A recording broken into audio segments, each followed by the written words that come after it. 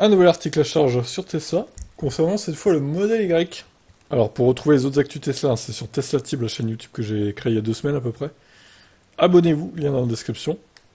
Donc, qu'est-ce qui est dit dans cette news du modèle Y? Alors, Consumer Reports.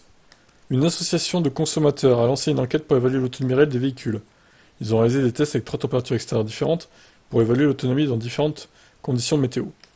Chaque véhicule a été testé exactement de la même manière par les mêmes conducteurs pendant 3 jours différents, avec des températures froides -8, douces et 18, 18 et chaudes, on n'a pas la précision de la température chaude, 25-30 j'imagine.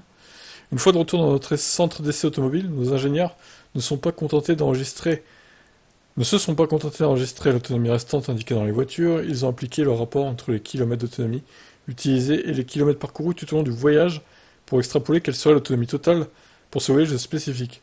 Nous avons également vérifié ce rapport par rapport aux kilomètres parcourus pour chaque pourcentage d'état de batterie, SOC. L'étude montre que le temps froid peut réduire l'autonomie d'environ 25% lors d'un trajet à 112 km/h. La méthodologie compose un parcours mixte, dont une partie à grande vitesse. Alors, EPA Range 270 pour la Mustang. Donc elle l'atteint en partant chaud, c'est pas étonnant. Ioniq 5 256 pareil.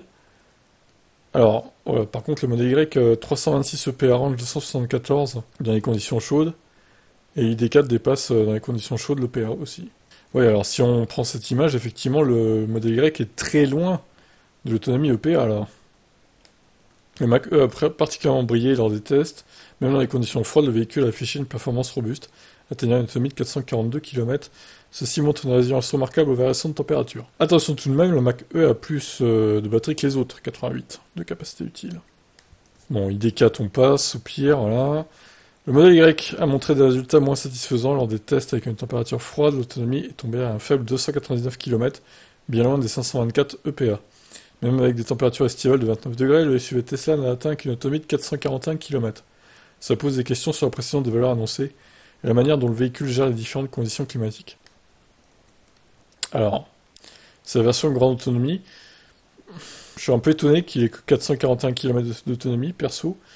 Si vous avez un modèle Y long range, dites-moi votre autonomie, même en propulsion d'ailleurs. Hein. Dites-moi votre autonomie dans les commentaires parce que là, ça paraît faible hein, quand même. Cette étude ne montre pas la conso du véhicule, car chaque véhicule a une capacité de batterie différente, en dépit des déceptions concernant l'autonomie.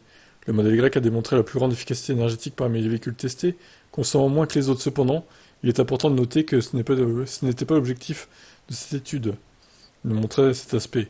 L'accent était principalement mis sur l'autonomie. Bon, on peut se demander même si c'était pas un modèle Y propulsion qu'ils ont testé. Hein. Franchement, on peut se poser la question. Hein.